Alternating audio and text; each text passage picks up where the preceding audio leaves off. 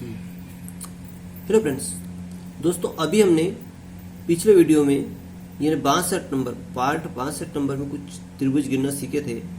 अब कुछ और नया तरह का त्रिभुज बना हुआ है, नए तरीका का त्रिभुज, इसको अपन कैसे काउंट करेंगे। आइए दोस्तों, सवाल वो वही है लेकिन कुछ अलग डिफरेंस बना हुआ है।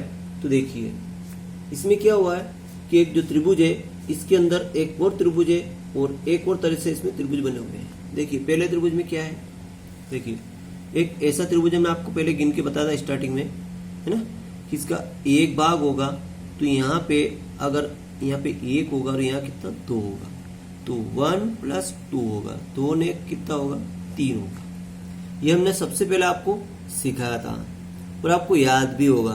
तो दोस्तों वही बात इसी में है कि इसमें कितने त्रिभुज हो रहे हैं, ये ऊपर वाला का अपन गिनते हैं 1 2 3 4, यानी 1 + 2 + 3 + 4 कितने हो रहे दोस्तों, 2 ने 3 ने 3 6 ने 4 10। तो पहले में कितने हो गए 10 इसमें हो गए, है ना। इसी तरह इसका गिने, इससे इधर से गिनते हैं 1 2 3 4, यानी इसमें भी 10 हो गए, है ना। इसी तरह इसमें 1 2 3 4, यानी आधार देखा है ना, तो इसमें भी 10 हो गए। तो 10 10 सब में हो गए। अब आंतरिक में गिनो, देखो यहाँ 1 और 2 है तो 2 ने 3 इसमें हो गए। इसी तरह 1 2 यानी 3 इसमें हो गए, 1 2 3 इसमें हो गए, है ना। और अब ये कोने वाले गिनो ने अपने को, पूरा नहीं गिन में आया, पूरा गिनने में नहीं आया, कोने वाला गिना अपनों ने, एक कोने वाला, इस कोने वाला गिना। अब अंदर के गिन लो 1 2 3 4, 4 तो ये, और एक पूरा भी गिन ले ना अपन, ये अंदर का पूरा गिन ले तो 5, अंदर पूरा गिनने पे कितना हो रहा 5।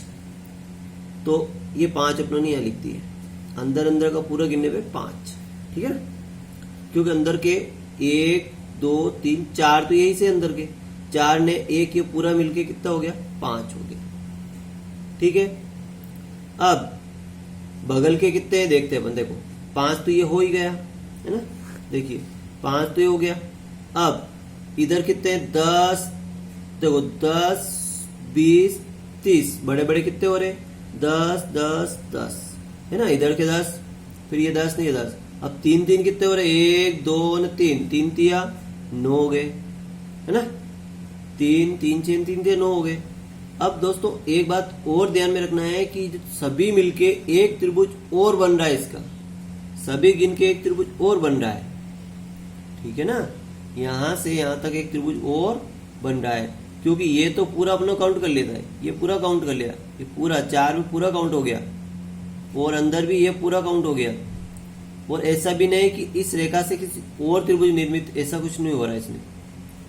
ये अंदर के त्रिभुज यहाँ तक ही 3 हो रहे हैं, ये क्षैतिज रेखा है तो इसका यहाँ तक ही 3 हो रहा है, इसका यहाँ तक 3 हो रहा है, अलग से और कुछ भी नहीं बन रहा है। तो अपने दोस्तों सभी गिन लिए हैं। अब गिनते हैं कितने होता है दोस्तों, देखो 5 ने 1 6 ने 9, 10 ने 5 15 कितने हो दोस्तों 5। देखो यहाँ पे 9 ने 10 ने 5 15 की 5 हासिला 1 2 3 4, यानी 45 हो रहे कितने दोस्तों 45 34 इसमें हो रहे हैं, है ना। लेकिन कुछ न कुछ और अगर एक बार और अगर ध्यान देख ले, कभी कुछ और भूल चूक में रह गया तो है ना। देखिए यहां से 1 2 3 4, तो इसका 1 2 3, 3 ने 3 6 4 10, ये तो 10 हो गया। 10 इसके 10 20 10 30, ये तो 10 20 30 हो गए, है ना। अब इधर यहां गिन लो 1 2 3 3 6 3 9, ये 9 भी गिन लिया अपनों ने। अब दोस्तों मिस्टेक कहाँ होती है, बहुत सारे लड़के इसको 35 को 45 लगा के चल जाते हैं, 45 ऑप्शन है, यहां तक हो गया। लेकिन दोस्तों कहीं ना कहीं और फिर अगर एक बार और चेक कर सकते हैं, कभी कुछ गलत हो सकता है, तो लड़के यही गलती कर लेते हैं कि चलो इतना हो गया खत्म, लड़के तो वहीं पहले ही रुक जाते हैं, लेकिन इतना हो गया खत्म, चलो हो गया 45 खत्म हो गया, लेकिन नहीं, कुछ और देखिए आप। देखो ये तो 10 10 सब अपने गिन ले, 9 भी गिन ले अपना। अब अंदर वाले को गिनो, देखो 1 2 3 4, 4 हो रहे हैं इसके अंदर के, 1 2 3 4 हो रहे हैं। लेकिन 4 खोरे अपनों ने कितना गिना था? 5 5 गिना था ना, ये 5 लिखा था अपनों ने। लेकिन ये जो 4 हो रहे ना, और अपनों ने एक बाहर वाला 5 लिखा था। ये जो 1 2 3 4 हो रहे, ये इन 4 और एक इनको मिला के 5, यहीं से 5 हो रहे थे ये, है ना। 1 2 3 4 और 4 और एक, ये पूरा मिलके 5 इसी से मिलके हो रहा था। तो दोस्तों इससे मिलके 5 हो गया, तो छूटा कौन सा? ये वाला, कि इन सब के मिलके एक, और ये अपनों ने नहीं लिखा था।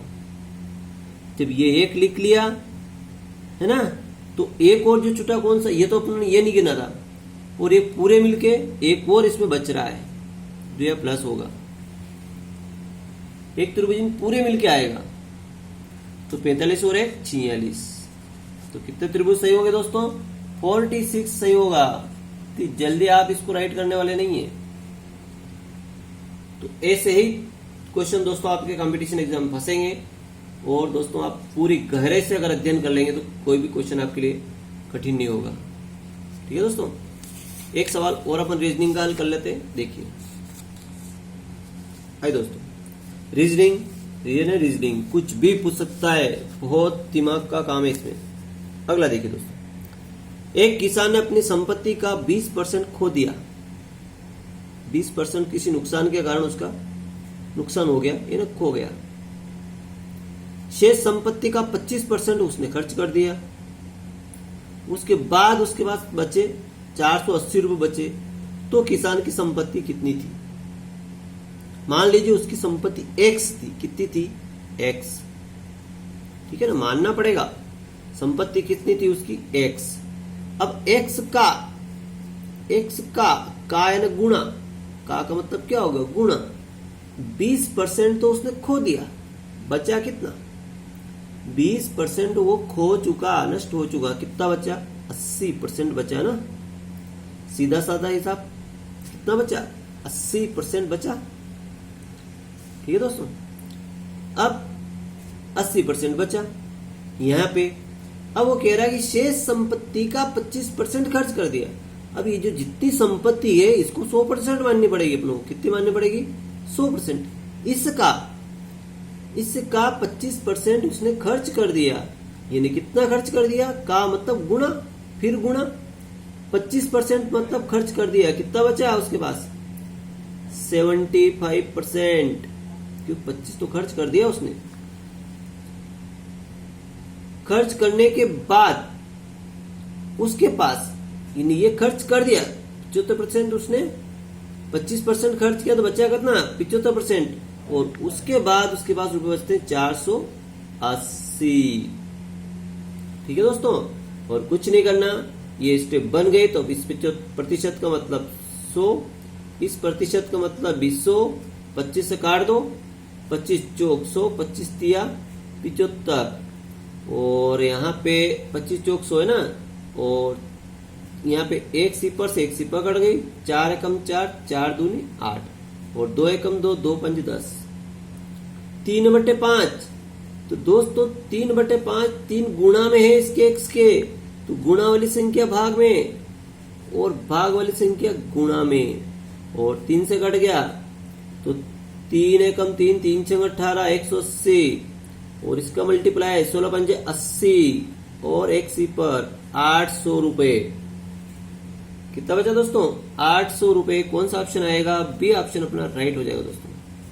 कौन सा ऑप्शन राइट हो जाएगा? बी ऑप्शन राइट हो जाएगा।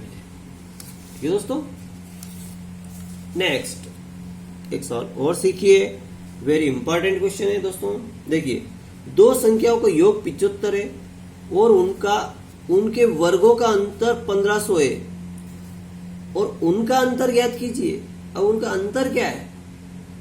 देखिए, दो संख्याओं का योग मतलब माना संख्या x y, तो योग क्या होगा? x प्लस वाई बराबर 75। ये तो एक इक्वेशन बन गई अपनी। अब कह रहा है कि उनके वर्गों का अंतर, वर्गों मतलब x square minus y square बराबर कितना हो रहा 1500।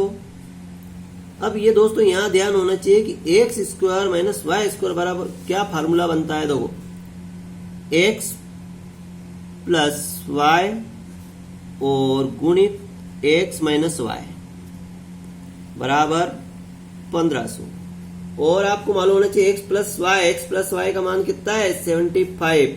जो गुणा में आता है गुणा वाली संख्या अपन भाग नहीं देते, ठीक है ना, गुणा वाली संख्या यहां से अपन भाग में रख दे क्योंकि अपनों को इसका मान चाहिए एक्स माइनस वाई का। तो 75 एकम 75, 75 दूना 150 और एक्स ऊपर वो लग गई, यानी एक्स माइनस वाई बराबर क्या बचा 20। तो यही तो अपनों को चाहिए था कि दोनों का अंतर, तो दोनों संख्याओं में अंतर कितना है 20 का। ठीक है दोस्तों, अगला, अब ये वेरी डिफिकल्ट सवाल है दोस्तों। 75 भागित 15 कोष्टक में 10 प्लस 5 का मान ज्ञात कीजिए। अब दोस्तों इस सवाल को अगर यूं करें, सीधा सीधा अगर कोई हल करने लग जाए तो देखो ये तो 75 ऐसे ऐसे रख दिया, भागित कर दिया, ये 15 कर दिया और 10 और 5 इस कोष्टक को हल कर दिया तो क्या हुआ 10 ने 5 कितना हो गया 15 हो गया।